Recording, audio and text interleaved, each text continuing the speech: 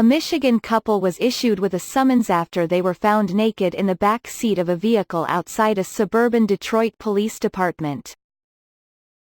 The incident happened shortly after midnight August 1 in Birmingham, according to the Detroit Free Press.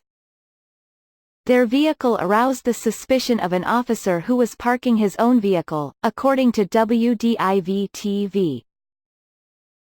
The rear windows were fogged up and the vehicle was parked in a spot reserved for municipal vehicles only, the station reported.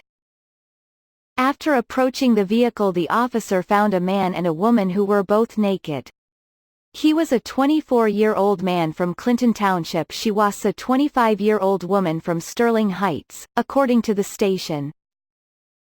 The summonses were for disorderly conduct.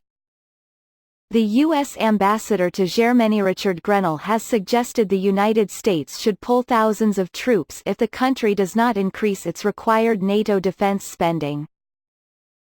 It is actually offensive to assume that the U.S. taxpayer must continue to pay to have 50,000 plus Americans in Germany, but the Germans get to spend their surplus on domestic programs, Grenell told the Germany press agency dpa this week, which the U.S. Embassy later tweeted.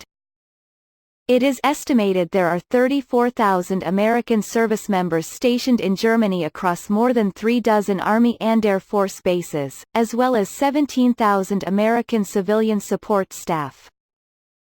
Grenell also took to Twitter to criticize Germany's lack of spending on defense. There are 34,000 U.S. troops in Germany protecting Germans and Europeans. I can tell you this, journalist Roland Nels Der Spiegel magazine are wrong. Americans don't understand why Germany isn't meeting its NATO obligations helping the West. And they are growing very annoyed by it, he said Thursday. Der Spiegel correspondent Roland Nels wrote last week that Americans should not care much about whether or not Germany participates in the Iran mission, this after Germany recently rejected a U.S. request to join a naval security mission to safeguard international transit through the Strait of Hormuz. U.S. Ambassador to Poland Georgette Mosbacher also chimed in on Twitter, saying Poland meets its NATO requirements and would welcome American troops in Poland.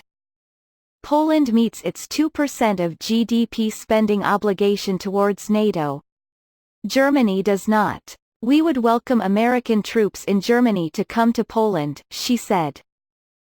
U.S. President Donald Trump announced in June a deployment of 1,000 U.S. service members to Poland to provide basing and infrastructure to the 1,000 troops already stationed there. Poland officials have also touted a proposal to build a Fort Trump permanent U.S. military base in Poland, which Trump has expressed interest in but not committed to. The NATO-Russia agreement from 1997 stipulates that NATO will carry out missions through reinforcement rather than permanent stationing of substantial combat forces on the territory of new members, including former Warsaw Pact countries such as Poland. NATO member nations are required to contribute 2% of their gross domestic product (GDP) to defense spending. The United States contributes the most, with an estimated 3.39% of its GDP spent on defense in 2018. It was estimated that Germany spent 1.23% of its GDP last year. Trump has repeatedly criticized NATO members, specifically Germany, in the past for not stepping up to contribute more. We expect a growing number of nations to meet the minimum 2% of GDP requirement. To address today's challenges, all members of the alliance must fulfill their obligations. They have no choice, Trump said in June while visiting London and meeting with then Prime Minister Theresa May, Reuters reported at the time.